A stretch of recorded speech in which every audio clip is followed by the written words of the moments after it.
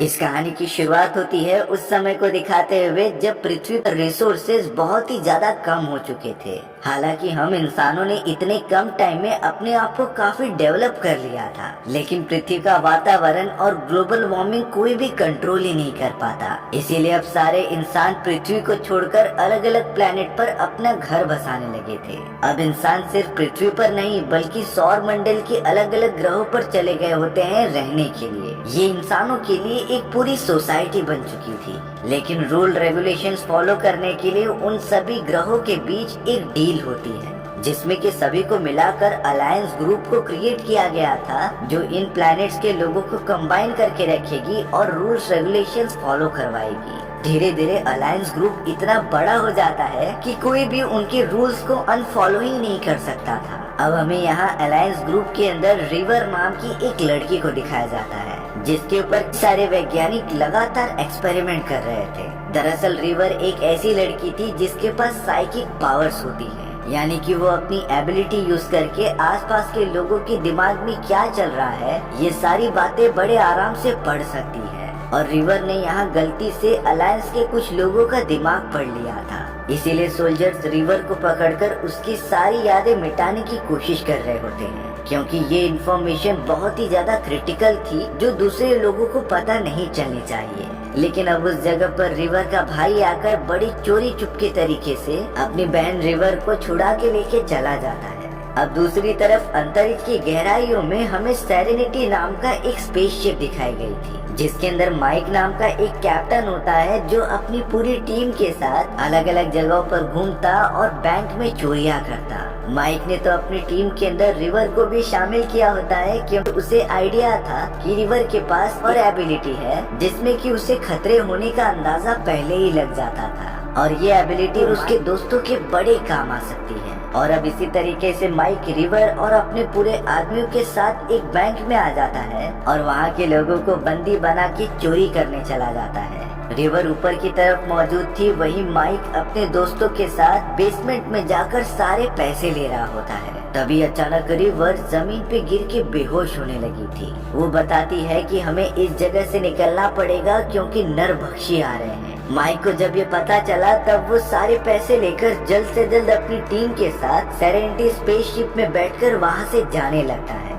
पर तब तक वो सारे नरभक्षी जिन्हें की क्रीपर्स कहा जाता था वो तो अपनी खतरनाक स्पेसशिप लेकर माइक का पीछा करने लगे थे। क्रीपर्स तो अपने स्पेसशिप में मौजूद हाईटेक गन्स को लगातार चला रहे होते हैं जिससे कि माइक की स्पेसशिप को डैमेज पहुंच सके। कुछ क्रीपर्स तो उनका पीछा करके सेरेनिटी स्पेसशिप के अंदर घुस गए थे, पर माइक का अपनी टीम कोऑर्डिनेशन काफी ज्यादा अच्छा होता है।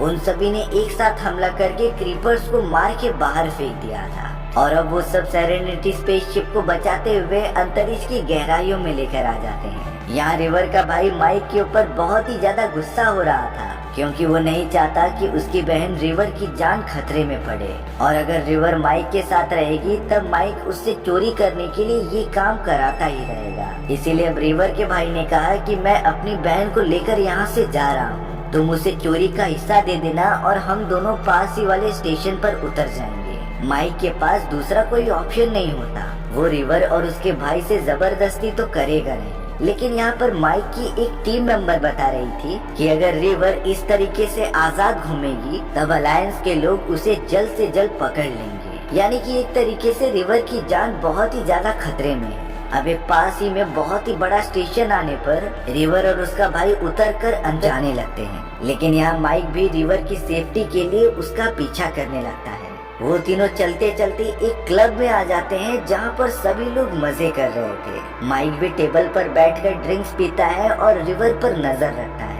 रिवर तो यहाँ उस क्लब में जाकर काफी मजे कर रही थी, पर तभी उसकी नजर एलईडी स्क्रीन पर चल रहे एडवर्टाइजमेंट पर जाती है जिसके कुछ ही देर बाद वो आउट ऑफ कंट्रोल हो चुकी थी। रिवर अब पता नहीं क्यों वहाँ पर मौजूद कई सारे लोगों को मारने लग जाती है, जैसे कि उसका अपनी बॉडी पर कोई भी कंट्रोल ही नहीं। रिवर का भाई अपनी बहन का ये रूप देखने पर तुरंत उसके पास आता है और उसके कान में कुछ कोड वर्ड कहता है। कोड वर्ड सुनने के बाद रिवर तुरंत ही बेहोश हो गई थी। माइक भी उस जगह पर आ चुका होता है जिसने रिवर को उठाकर उसके भाई से कहा कि फिलहाल के लिए तुम मेरे स्पेसशिप में चलो जो पूरी तरीके से सुरक्षित थी। इसीलिए अब वो लोग सेरेनिटी स्पेसशिप के अंदर चले जाते हैं। माइक ने यहाँ रिवर के भाई से पूछा कि आखिर तुमने ऐसी कौन की जिससे कि रिवर बेहोश हो गई। तब जाकर माइक सारी सच्चाई उनके सामने लाता है। वो बता रहा होता है कि जब रिवर को अलायंस के लोगों ने पकड़ रखा था तब वो उसके दिमाग के ऊपर कई सारे एक्सपेरिमेंट किया करते और इन्हीं एक्सपेरिमेंट के साइड इफेक्ट्स के कारण रिवर कभी अपना कंट्रोल खो बैठती थी, जिसमें कि वो अपने चारों तरफ मौजूद सभी इंसानों पर हमला करने लग जाती। और रिवर को पूरी तरीके से शांत करने के लिए वैज्ञानिकों ने एक कोड वर्ड बनाया जिसे बोलते ही रिवर एकदम अनकॉन्शियस हो जाएगी। और माइक ने तो यही कोड वर्ड रिवर के कान में बोला था। माइक अब एक हैकर की मदद से उस क्लब की वीडियो फुटेज को डिकोड करने के लिए कहता है। हैकर लगातार उन सभी का काम करने लग गया था। कुछ देर बाद पता चला कि उस एडवर्टाइजमेंट को अलायंस के लोगों ने ट्रिगर किया था जिसके अंदर एक कोड छुपा होता है और ये सारी चीजें सिर्फ और सिर्फ रिवर को रंगे हाथों पकड़ने के लिए की गई थी। यानी कि अब अलायंस के लोगों को उनकी लोकेशन पता होता है कि वो सब कहाँ जा रहे हैं।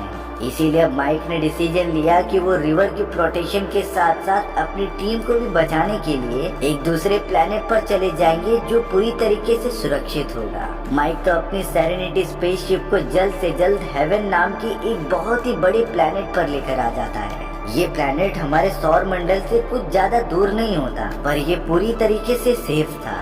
माइक की पूरी टीम वहाँ पर शेफर्ड नाम की एक दूसरे आदमी से मिलती है जो उन सभी को प्रॉपरली रहने के लिए घर और खाने के लिए खाना प्रोवाइड कर रहे थे। यानी कि माइक और उसकी टीम इस प्लैनेट पर पूरी तरीके से सुरक्षित है। वहीं दूसरी तरफ अब हमें अलायंस का एक ऑफिसर दिखाया जा रहा था जो लगातार अपने आदमियों के साथ क्लब की फुटेजेस देखता है। ऑफिसर को ये तो पता चल चुका था कि रिवर माइक के साथ है, इसीलिए अब अलायंस के लोगों का पूरा ध्यान माइक के ऊपर शिफ्ट हो जाता है। यहाँ हेवन प्लैनेट पर माइक को उसकी एक बहुत पुरानी फ्रेंड जिसका नाम इनारा था उसका वीडियो कॉल आता है जो कह रही थी कि मुझे किसी भी हालत में तुमसे मिलना है।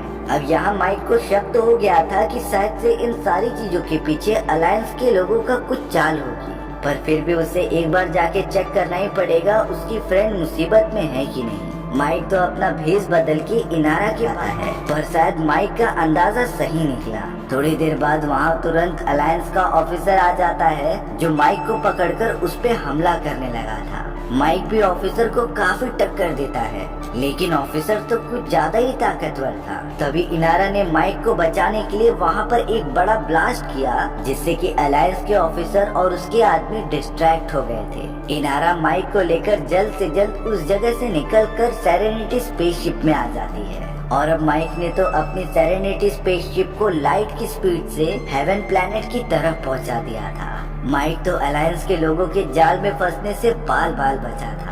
अब यहाँ रिवर को कुछ अजीब तरीके के विजन्स आ रहे थे जिसमें कि रिवर एक प्लैनेट को देख रही थी जहाँ के सारे लोग मारे जा चुके थे। वहाँ के रहवासी तो पूरी तरीके से स्केलेटन बन चुके होते हैं। अब यहाँ माइक की टीम में से एक आदमी बहुत ही ज्यादा घबरा जाता है क्योंकि उसे पता था कि जब तक रिवर उनके साथ है अलायंस उनका पीछा छोड़ेगी नहीं और अलायंस इतनी ज्यादा खतरनाक थी कि वो क्रिमिनल के साथ साथ बेगुनाह साथियों को भी मार देते थे। तो इसीलिए माइक का वो टीम मेंबर बहुत ही ज्यादा घबरा कर डायरेक्टली चला गया था रिवर को मारने के लिए क्योंकि ना तो रिवर रहेगी और ना ही अलायंस उनका पीछा करेंगे। बट ये सारी बातें रिवर को पहले से पता थी उसकी एबिलिटी के कारण। रिवर तो ऊपर की तरफ छुप गई होती है उस आदमी से बचने के लिए और अब अपनी प्रोटेक्शन के लिए रिवर ने उस आदमी के सर पर वार करके उसे रूम में बंद कर दिया। गोली चलने की आवाज सुनने पर माइक और उसके सभी साथी वहां पहुंच चुके थे लेकिन वो दरवाजा पूरी तरीके से लॉक होता है जिसके अंदर वही आदमी बेहोश पड़ा था। हालांकि सभी लोग रिवर को आवाज दे रहे थे कि वो दरवाजा खोले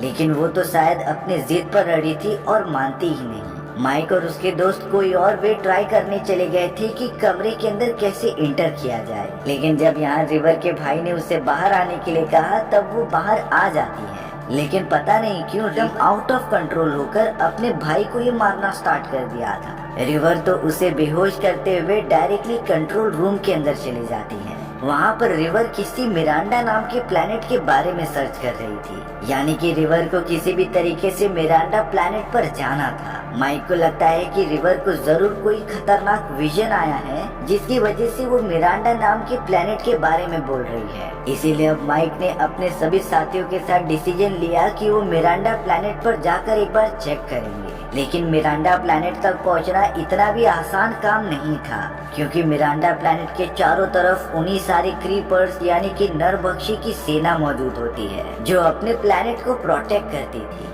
यहाँ तक कि अलायंस ग्रुप वाले भी उस प्लेनेट पर जाने से डरते हैं। लेकिन अब माइक को किसी भी हालत में पता करना था कि रिवर ने उस प्लेनेट का नाम क्यों लिया। मिरांडा प्लेनेट पर जाने से पहले माइक की पूरी टीम हेवन प्लेनेट पर सेफर्ड से मिलने चली आती है। लेकिन वहां पहुंचने के बाद वो सब पूरी तरीके से शॉक हो गए थे, क्योंकि किसी ने हेवन प्लेनेट के लोगों को जान से मार दिया था। उन लोगों में तो शामिल होता है। हेवन प्लेनेट के चारों तरफ बहुत ही बड़ी तबाही हो चुकी थी। माइक जल्द से जल्द सेफर्ड के पास जाता है जो अपनी आखिरी सांसें ले रहा था। सेफर्ड ने कहा कि तुम सभी के जाने के बाद अलायंस के ग्रुप वालों ने हमारे ऊपर हमला किया और सारे फैमिली मेंबर्स को खत्म कर दिया।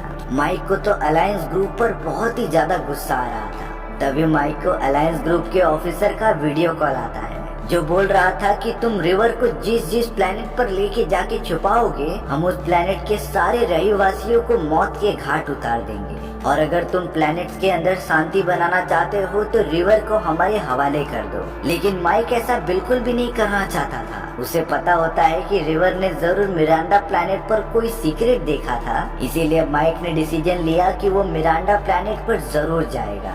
माइक जब अपनी टीम को मिरांडा प्लैनेट पर जाने के लिए बुलाने आया, तब ये शॉकिंग बात पता चलती है कि कोई भी टीम मेंबर माइक का इस मिशन में साथ देने के लिए रेडी नहीं है, क्योंकि वो सब अलायंस ग्रुप के लोगों से बहुत ही ज्यादा डर चुके थे। लेकिन यहाँ माइक ने सभी को समझाया कि मिरांडा प्लैनेट पर जाने से हमें अलायंस के सीक्रेट के बारे में पता चलता है, और रिवर को तो इन सारी चीजों के विजन्स भी आए थे। बहुत ज्यादा समझाने के बाद आखिरकार माइक के बाकी टीममेट्स उसका साथ देने के लिए रेडी हो गए होते हैं। वो सब तो अब एक साथ मिलकर मिरांडा प्लैनेट की तरफ निकल पड़े थे। मिरांडा प्लैनेट पर जाने से पहले माइक की पूरी टीम ने सेरेनिटी स्पेसशिप को पूरी तरीके से चेंज कर दिया था। वो अपनी स्पेसशिप को नरभक्षियों की स्पेसशिप जैसा कलर कर देते हैं, जिससे कि नरभक्षियों को पता ना चले कि वो वहाँ पर आ चुके हैं। अब कई घंटों तक अंतरिक्ष में ट्रैवल करते हुए वो सब मिरांडा प्लैनेट के ऑर्बिट में पहुंच चुके थे, जहां वो देखते हैं नरभक्षियों की एक बहुत ही बड़ा ग्रुप जो पूरी तरीके से अंतरिक्ष में फैला हुआ था। माइक और उसकी टीम अपनी स्पेसशिप लेकर धीरे धीरे आगे बढ़ रही थी। अच्छी बात ये होती है कि उन्होंने अपनी स्पेसशिप को ऐसा बना लिया था कि नरभक्षी उन पर ध्यान ही नहीं देते, इसीलिए वो सब नरभक्षियों से बचकर मिरांडा प्लैनेट की तरफ चले जाते हैं। प्लैनेट पर लैंड होने के बाद माइक की टीम ये देखकर बहुत ही ज्यादा शॉक हो चुकी थी, क्योंकि इस प्लैनेट के रहवासी भी किसी अनजान तरीके से मर चुके होते हैं। सभी की बॉडी एकदम से पतली होकर सिकुड़ गई थी। किसी को भी रीजन पता नहीं चलता कि आखिर इन लोगों की मौत हुई कैसे, क्योंकि उन्हें वहाँ के रहवासियों के बॉडी पर किसी भी तरीके के हमले का निशान दिखाई नहीं दे रहा था। ये वही सारे विजन्स होते हैं जिसे कि रिवर ने कुछ समय पहले देखा था। अब माइक की पूरी टीम एक लेबोरेटरी में आ जाती है, जहाँ पर एक वीडियो रिकॉर्डिंग प्ले करने पर लेडी का होलोग्राम ऑन होकर उन्हें कुछ बताने लगा था। वो लेडी कह रही, सालों पहले अलायंस ग्रुप वाले हमारे प्लेनेट पर आकर कुछ एक्सपेरिमेंट कर रहे थे। हमारा प्लेनेट भी बाकी प्लैनेट्स की तरह एकदम हरा भरा हुआ करता था और सभी लोग काफी मजे से रहते थे। लेकिन अलायंस ग्रुप वालों ने एक एक्सपेरिमेंट के चलते पूरे प्लैनेट के ऊपर एक ऐसी अनोखी लिक्विड डाल दी जिससे कि लोगों के दिमाग का स्ट्रेस लेवल कम हो सके। लेकिन इस लिक्विड का प्लैनेट के रहवासियों पर बहुत ही बुरा असर हुआ। लोगों के दिमाग पर ऐसा असर पड़ने के बाद वो काम करना ही बंद कर देते हैं। उनके मन से सारी इच्छाएं खत्म हो गई थी। उन लोगों ने अपनी जिंदगी जीने का सारा मोह त्याग दिया था। इस तरीके से हमारे प्लेनेट के 50 मिलियन लोग मारे गए और जो 5% लोग बच गए थे उसके ऊपर इस दवा ने कुछ अजीब तरीके से असर किया। वो सब काफी ज्यादा एग्रेसिव हो जाते हैं और उनकी बॉडी का स्ट्रक्चर भी चेंज होने लगा।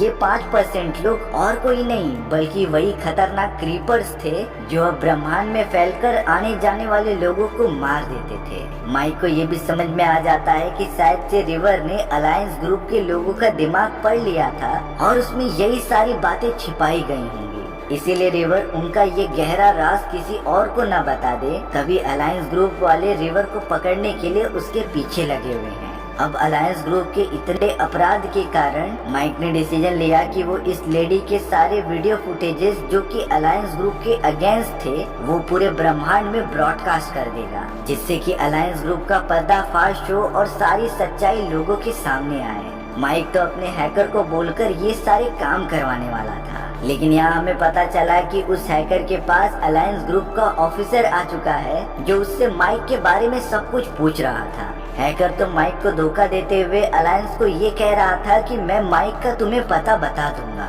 लेकिन इसके बदले मुझे काफी सारे पैसे चाहिए। अलायंस ग्रुप का ऑफिसर इस बात से बहुत ही ज्यादा चिढ़ जाता है, इसीलिए उसने अपना वेपन निकालकर हैकर को जान से मार दिया था। ऑफिसर ने अब हैकर के सिस्टम की मदद से पता लगा लिया था कि माइक कहां पर मौजूद है, इसीलिए वो अपनी सेना लेकर उनकी तरफ बढ़ने लगा। वहाँ माइक अपनी पूरी टीम के साथ मिरांडा प्लैनेट से निकल ही रहा होता है, पर तभी नरभक्षियों की सेना ने उन्हें देख लिया था, जो लगातार उनके ऊपर हमला करने के लिए पीछा करने लगती है। माइक जल्द से जल्द अपनी स्पेसशिप को लेकर दूसरे प्लैनेट की तरफ बढ़ने लगा था, पर अब उनके ठीक सामने अलायंस ग्रुप के भी लोग मौजूद होते हैं। अलायंस ग्रुप वालों ने देखा कि सेरेनिटी स्पेसशिप के पीछे नरभक्षियों की सेना भी मौजूद है, इसीलिए अब माइक अपनी अलायंस ग्रुप से बचाते हुए दूसरी तरफ निकलने की कोशिश कर रहा था, जिससे कि अब एक ऐसा सीन क्रिएट हो जाता है जहां नरभक्षी अलायंस के लोगों पर हमला करने लगे थे। क्योंकि वो नरभक्षी किसी के भी सगे नहीं होते, वो सामने आने वाले सभी को मार देते थे।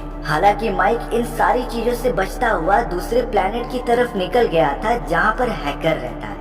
लेकिन जब माइक हैकर की लेबोरेटरी में पहुंचा तब उसे पता चलता है कि हैकर मारा जा चुका है, साथ ही साथ हैकर की पूरी मशीन भी डिस्ट्रॉय हो चुकी थी। माइक समझ ही नहीं पाता कि आखिरकार वो इस मैसेज को गैलेक्सी में ब्रॉडकास्ट कैसे करेगा। तभी हैकर द्वारा बनाई गई एक फीमेल रोबोट माइक को ये बता रही होती है कि बेसमेंट में एक मशीन है जो वीडियो मैसेज ब्रॉडकास्ट करने के काम में आ सकती थी।